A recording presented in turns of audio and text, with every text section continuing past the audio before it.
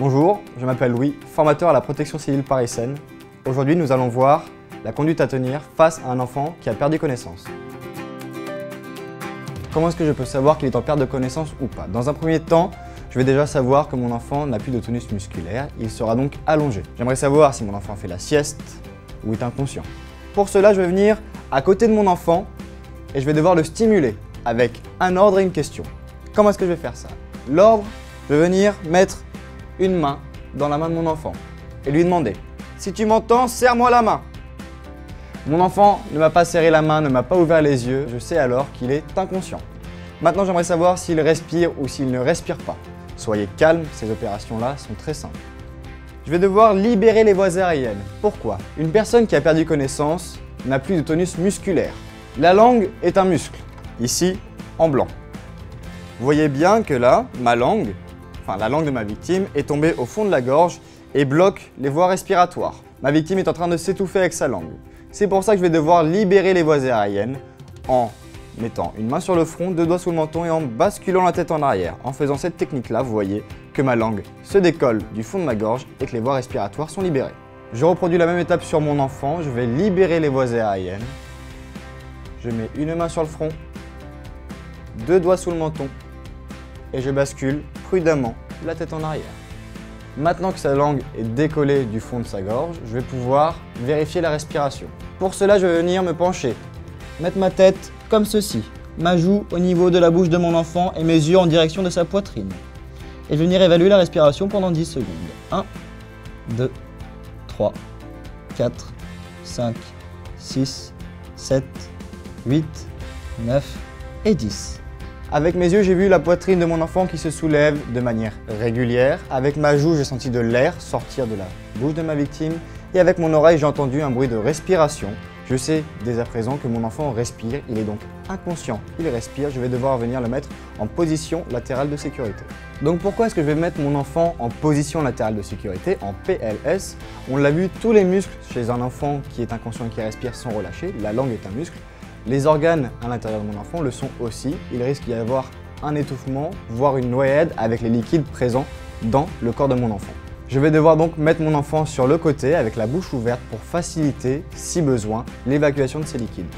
Donc, la PLS. Dans un premier temps, je vais venir prendre le bras et venir le mettre à 90 degrés. Puis, une deuxième fois à 90 degrés. Ce geste va permettre à stabiliser ma victime. Dans un deuxième temps, le bras qui est le plus loin de moi, je vais venir le prendre paume contre paume. Et je vais venir appliquer cette main sur la joue de ma victime. Comme je vous l'ai dit tout à l'heure, une victime qui est inconsciente, tous ses muscles sont relâchés. Si je relâche cette main, la main retombe, mon geste n'aura servi à rien. C'est pourquoi, lorsque j'effectue cette opération, je dois garder ma main au niveau de la joue de la victime. Maintenant, je vais venir prendre le genou à l'opposé et venir tirer pour que le pied de ma victime soit le plus proche de ses fesses. Avec ceci, j'ai un levier. Je vais pouvoir retourner ma victime juste en effectuant une simple pression sur le genou. Si je reste dans cette position et que je la retourne, la victime va me tomber dessus. Je serai donc bloqué. C'est pourquoi je me recule tout en tenant. Et une fois que je suis assez reculé, j'effectue une pression sur le genou. La victime se met naturellement sur le côté. Maintenant, j'ai une main qui est bloquée en dessous de la tête de la victime. Je vais devoir venir la retirer.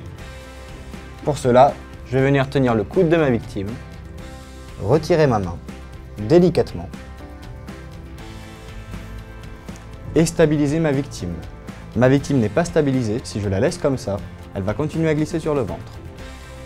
Je vais venir mettre un point au niveau de sa hanche et venir prendre à l'intérieur du genou, le faire glisser pour qu'il vienne à 90 degrés. Ma victime est en trépied, elle ne peut plus glisser sur le ventre, elle est stabilisée. Maintenant, je vais devoir venir ouvrir sa bouche pour faciliter les liquides à s'évacuer si jamais il devait y en avoir. Et une fois cette opération terminée, une fois la PLS terminée, je pourrai appeler les secours.